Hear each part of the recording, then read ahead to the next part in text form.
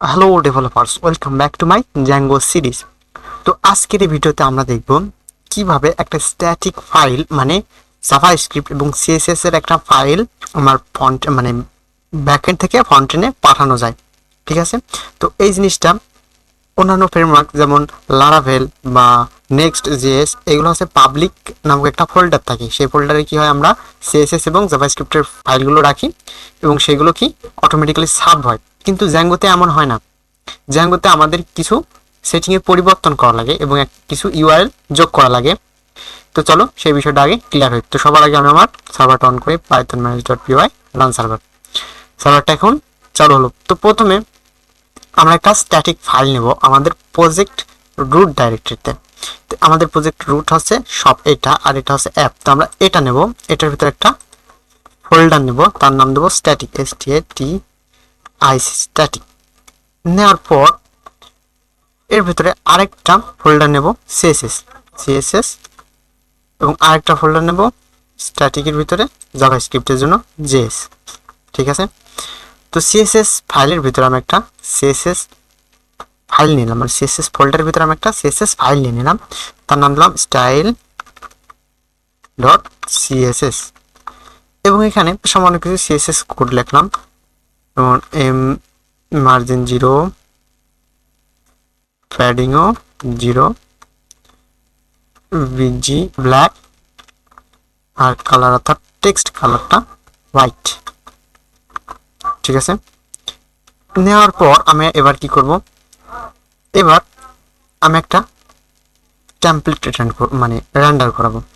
তো আমি টেমপ্লেটের ভিতরে আসলাম, আসার পর একটা ফাইল নিলাম, ফাইলটার নাম নেব কি static dot HTML.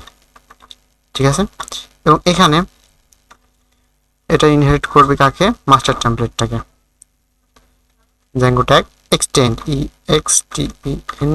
Extends master dot html। তারপরে আমার ব্লক কন্টেন্ট শুরু, percentage block block block content এবং একটা পর্যায়ে ব্লক কন্টেন্ট অফ মানে ক্লোজিং ট্যাগ।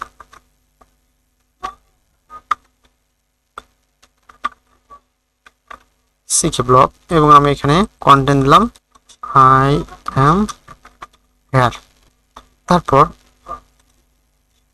এবার কি করব, এবার আমি ভিউতে যাব, ভিউতে যাওয়ার পর একটা ফাইল নেব। অবশ্যই এটা আমরা আগেও করেছি, এভাবে একটা টেমপ্লেট রেন্ডার করা যায়।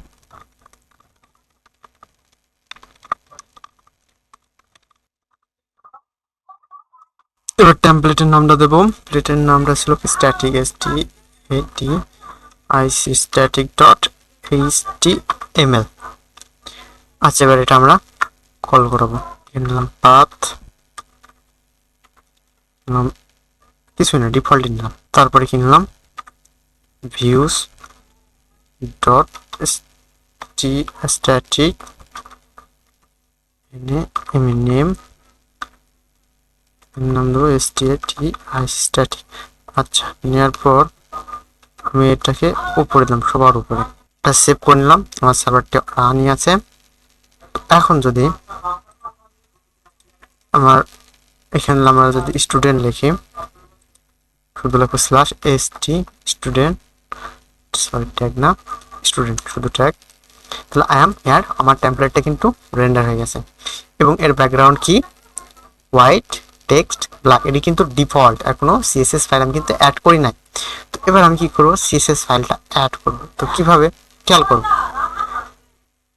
আমার যে ইন্ডেক্স স্ট্যাটিক ফাইল HTML ছিল, এটা কিন্তু এক্সটেন্ড করছে মাস্টার ডট এইচটিএমএল। এই master dot HTML best master template, এই মাস্টার টেমপ্লেটের এখানে আমরা একটা সিএসএস ফাইল লোড করব।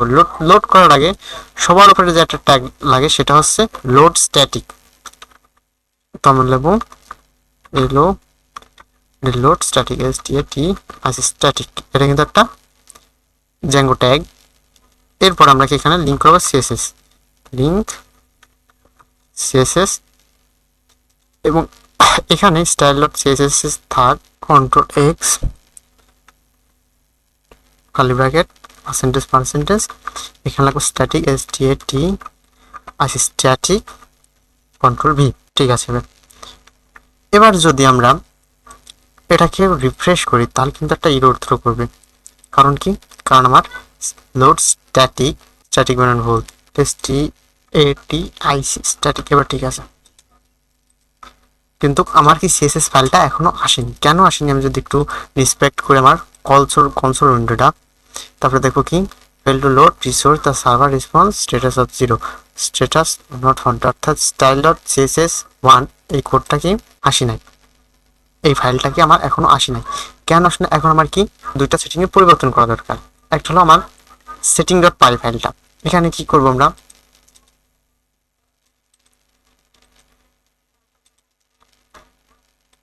শপে যাব, সেটিং ডট পাই ফাইল, এখানে আমরা যদি একটু নিচে আসি, ক্যালকুলেট স্ট্যাটিক ইউআরএল আছে, এর নিচে আমার একটা স্ট্যাটিক ডাইরেক্টরি অ্যাড করা লাগবে, STATIC static files underscore directory DIRS, এবং এটা একটা লিস্ট বেস ডাইরেক্টরি স্ল্যাশ মানে কি আমরা এখন বেস ডাইরেক্টরির সাথে আমরা জুড়ে দেবো আমার ফোল্ডারটা নাম। আমরা ফোল্ডারটার নাম লিখেছিলাম স্ট্যাটিক, তো আমরা ফোল্ডারটা নামই এখানে দেবো STATIC স্ট্যাটিক। দেওয়ার পর এখন আমরা কি ইউআরএল যোগ করব। তো কোথায় করবো এটা? এটা আমরা করব মেইন যে আমার রুট ইউআরএলটা ছিল এই ইউআরএলটা এখানে। তো এখানে আমার প্রথমে ইনপুট দিতে হবে সেটিংটাকে, আমরা লিখবো ফ্রম ডিজাঙ্গো ডট ফন্ট থেকে ইনপুট দেব সেটিংস, এবং আরেকটা ফাংশন নেওয়া লাগবে static function, from Django dot conf dot URL dot static module থেকে ইনপুট দেব স্ট্যাটিক ফাংশনকে। ঠিক আছে, এই দুইটা জিনিস লাগবে। তারপর আমরা এখানে কি করব, UR help pattern plus assign static static ফাংশনটা, এই ফাংশন দুইটা প্যারামিটার নেবে। প্রথমটা হলো আমরা দেব setting dot static STATIC static URL, এবং দ্বিতীয়টা দেব document document underscore root assign একটা স্ট্যাটিক রুট দেব। আমরা একটা সেটিং ডট STATIC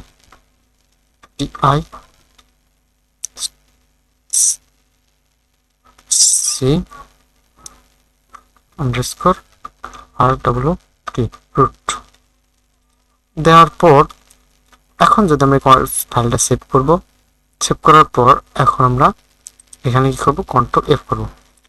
তারপরও দেখব কি এখানে সমস্যা হচ্ছে।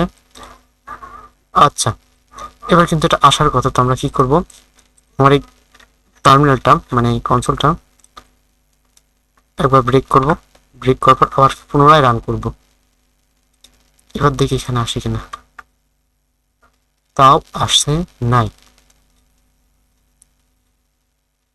আচ্ছা, এখানে আমার স্ট্যাটিকের ভিতরে আমরা সিএসএস নিয়েছিলাম, তো এখানে মাস্টার টেমপ্লেট এখানে বলেছে স্ট্যাটিক, তার আগে আমার সিএসএস ছিল সিএসএস।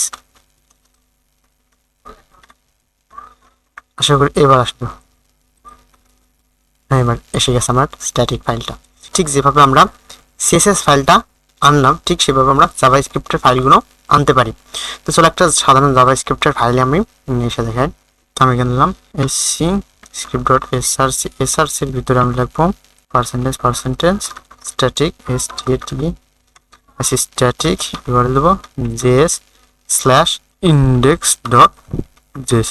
তাহলে এখন আমার স্ট্যাটিক ফোল্ডারের ভিতরে জেএস এর ভিতরে একটা ফাইল নেবো index dot JS file,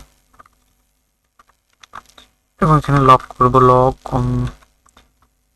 I am here. এবার যদি আমরা কল করি এটাকে কন্ট্রোল F, তাহলে আই এম হেয়ার কি, অর্থাৎ আমার জাভাস্ক্রিপ্টের ফাইলটাও কি ব্যাকএন্ড থেকে চলে এসেছে। তো আজকের ভিডিও এই পর্যন্ত, দেখা হবে পরবর্তী ভিডিওতে। সুস্থ থাকবেন, ভালো থাকবেন। ভিডিওটি ভালো লাগে অবশ্যই সাবস্ক্রাইব করবেন। আল্লাহ হাফেজ।